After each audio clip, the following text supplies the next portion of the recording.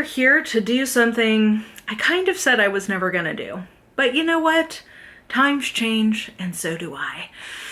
Today, I am going to attempt to do my ranking of the best Agatha Christie books. Now, I have previously done my definitive list of my favorite Agatha Christie books, so ones that I personally enjoy the best. I made a bunch of disclaimers in that video, though, that I was not arguing that it was necessarily the best quality. I was saying that they were my favorite, they were the ones I enjoyed the most, and I even put little like icons when I was like, this is a hot take. I know that people disagree with me about this. So that was where I was gonna leave it. But a recent conversation made me realize that it's time to take my courage in my hands and actually put out there what I think the best quality ones are.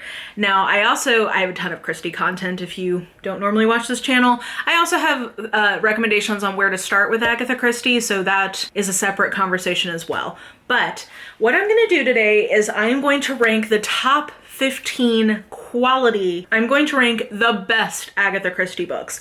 Now, part of this is in objection to the recent film release, because why that book?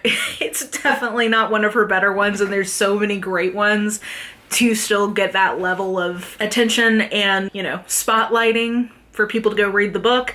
Halloween Party, while I enjoy it, I don't think is anyone's argument for a best Christie. So if people have their interest piqued in Christie again and they want to know what some of the best ones are, this is going to be my top 15. I tried to limit it to 10.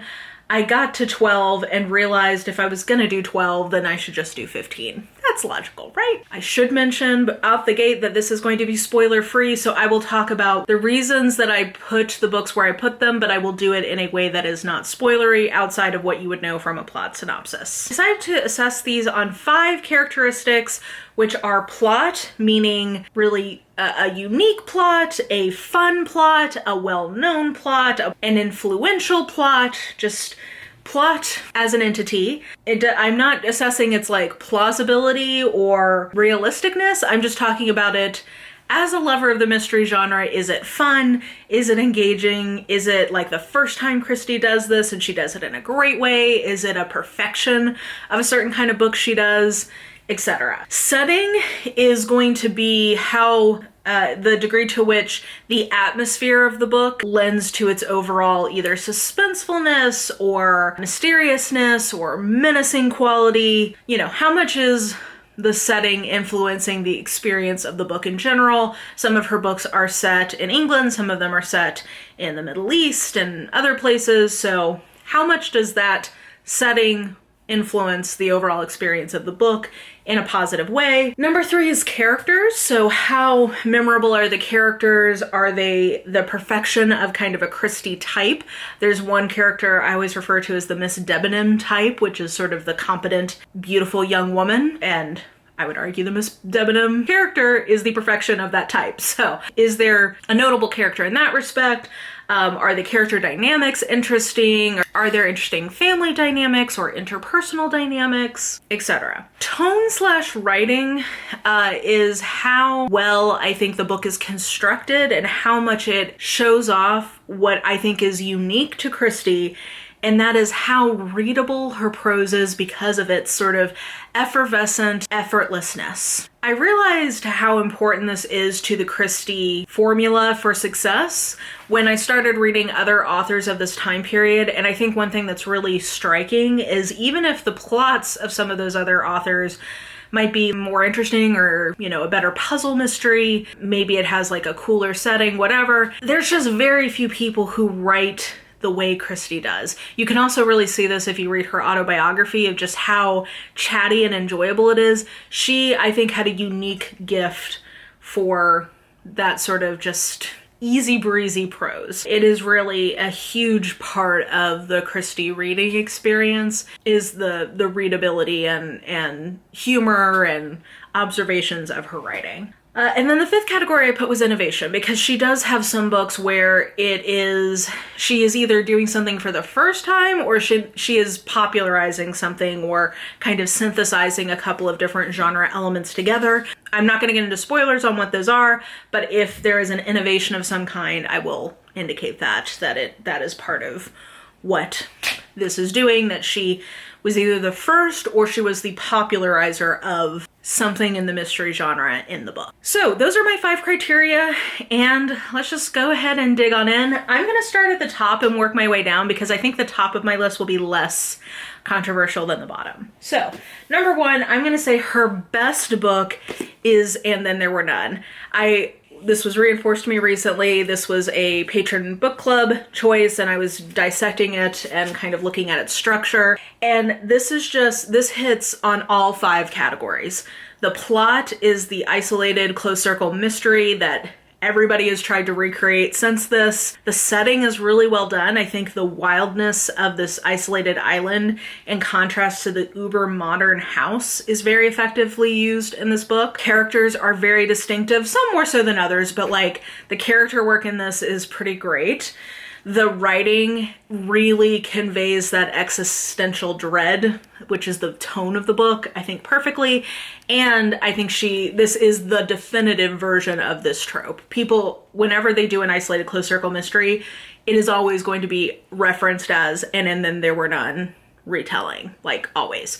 So this is the definitive, in my mind, Christie. It is her best book, in my opinion. Number 2, for basically the same reasons, is Death on the Nile. So if we're talking about another version of a isolated closed circle mystery where you have a closed list of suspects, this is, I think, her best one. It's either this or the next book, but it is one of the definitive versions of a convergence. Everybody's there, somebody dies, you got to figure out who done it. So plot-wise, I think that this is firing on all cylinders. Setting, I think, is really effective. This idea of it being in the middle of the Nile and them in Egypt. I think she writes this Middle Eastern setting for an English woman of this time period. I think she does a very good job of that, and kind of painting the glamorous travel aspect from the perspective of Europeans in Egypt. Character-wise, the reason I decided to put this as number 2 is that I think her characterization of Jacqueline de Belfort, I think, is the best in her oeuvre. Like, I think Jacqueline is her best character, which is why I decided to put this as number 2.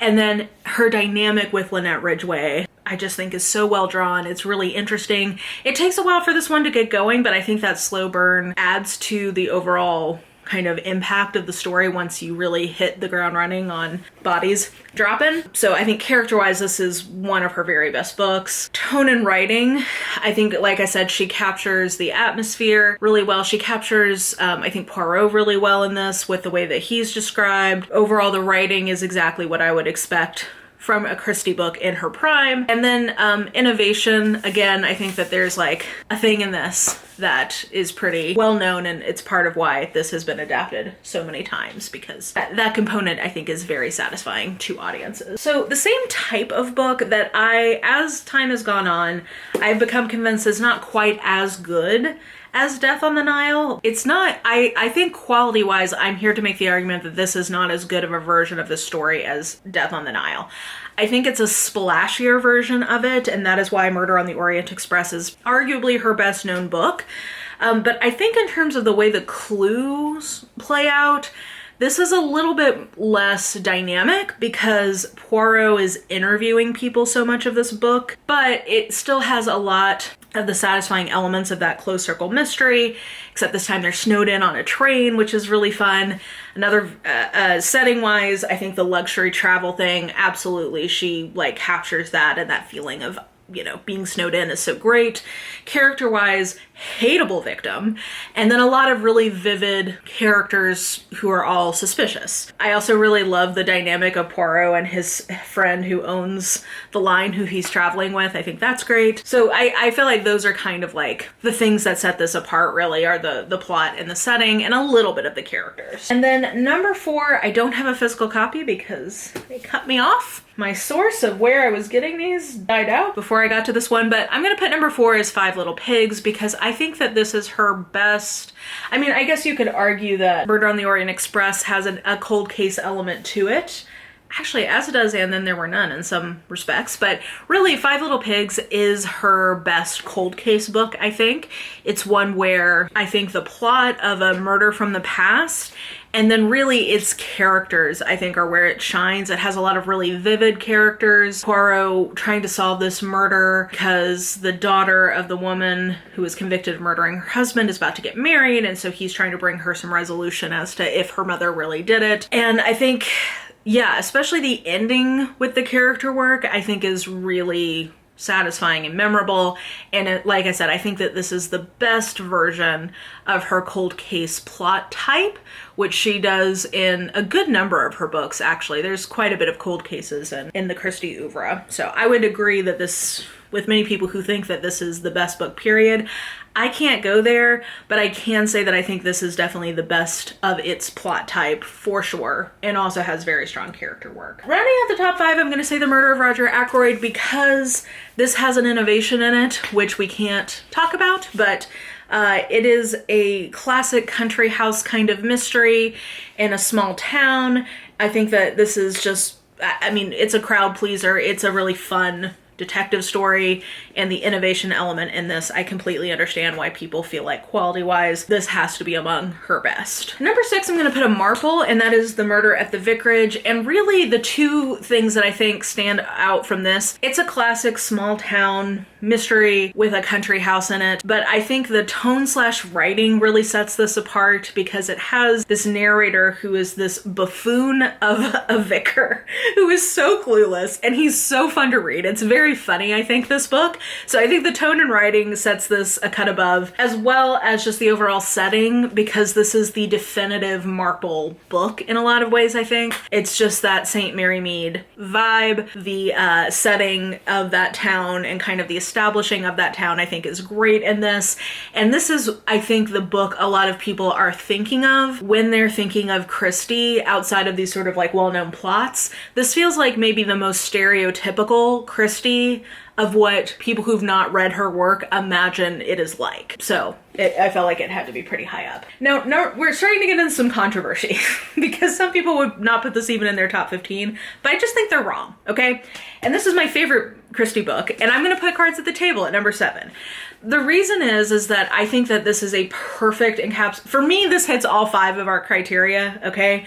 But if I really had to sum it into the things that I think it does well, one is that it has essentially 4 novellas almost with a cold case element that are like interlocked and brought into a present timeline.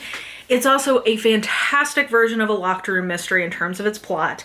And then it really lets Poirot do what I think he does best, which is use people's psychology to figure out who done it. So we have a lot of really good character work in this. So this is one of her best books. I'm just here to tell you. Also, it's the introduction, I think, of Ariadne Oliver. Ariadne Oliver's great. We get great recurring characters. This book is fantastic. And if it's not in your top 10, you're just wrong. So there you go. Number 8, I'm going to put Crooked House because of its character work.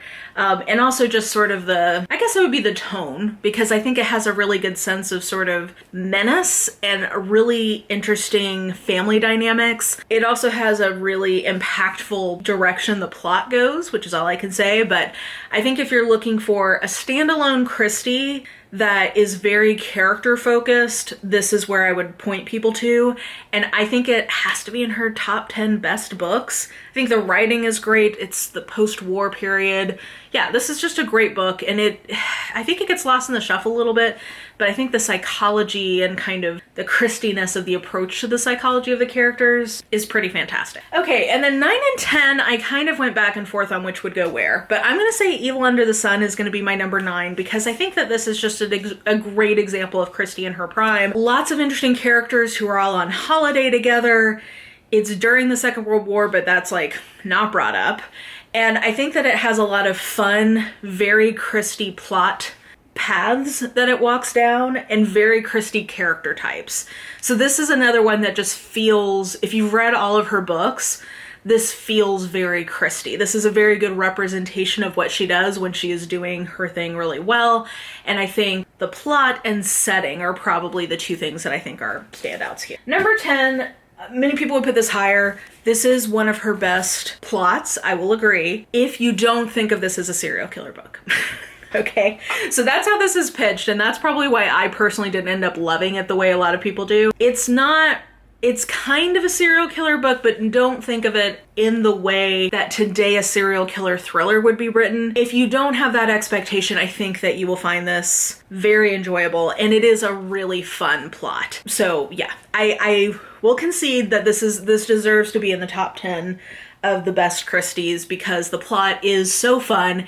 And I think probably the other thing we could put here is innovation. Those are probably the two things that this has going for it. But I won't tell you, I don't want to spoil, so I don't want to tell you what it is. But I think the twists and the innovation of how she uses a serial killer earn it a spot in the top 10 in my books. After the Funeral, I'm going to put it number 11 because I think that this is a really good example of kind of late mid-career Christie where it really is a family drama and a country house mystery. That is the overall plot that we're getting here, and kind of a like, did a murder really happen? It's one of those plots, and I just think the character work in this is really good. It has really good family dynamics, and really interesting kind of interpersonal things that are going on.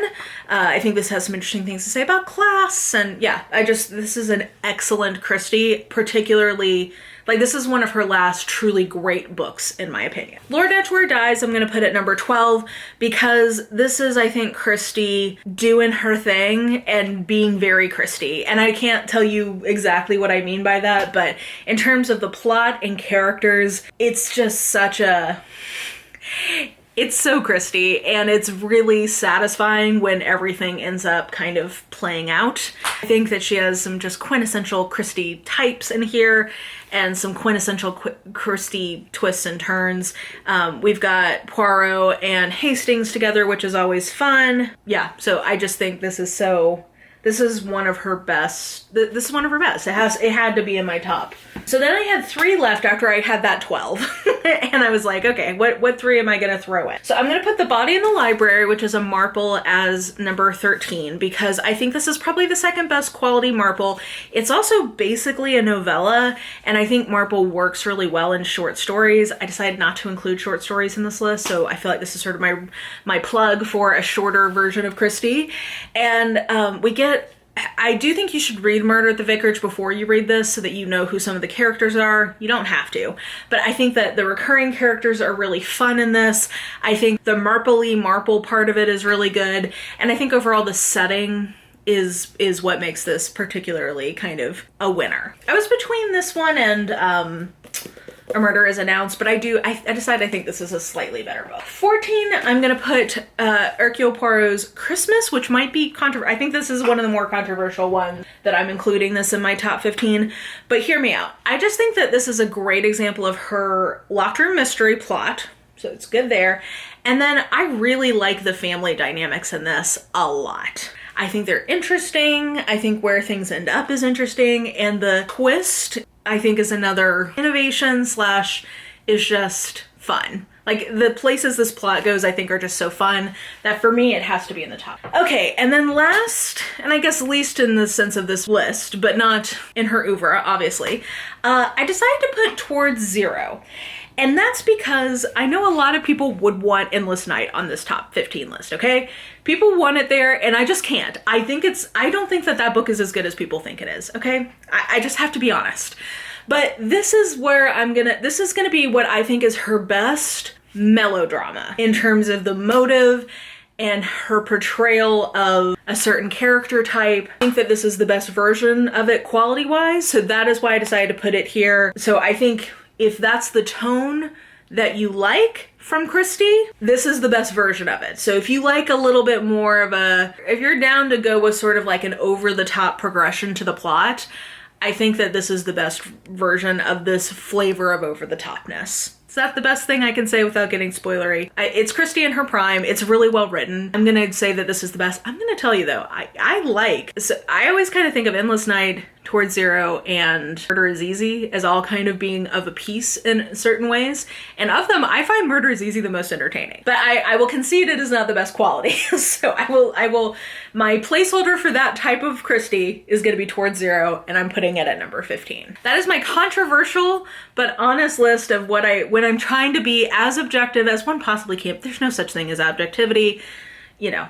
But trying to think through consensus of books and my experience, subjective experience in marriage to the scholarship I've read and my understanding of the general consensus of these things, this is going to be the mishmash and the product I can give you of kind of what I think the best are. So with that being said, if you want to see what my favorite ones are, I'll link that somewhere. If you want to see where I think you should start with Christie, I'll also link those. And definitely feel free to, with civility, fight me in the comments. Let me know your perspective, and feel free to argue your case. I don't know that you'll persuade me, but discourse is welcome. So with that being said, I hope you enjoyed this video, and if you did, please like, subscribe. If you would like to follow me on any social media platforms, I will have that linked in the description. And yeah, I think that will do it for me. I hope you're having a great day, and I will just talk to you soon. Bye!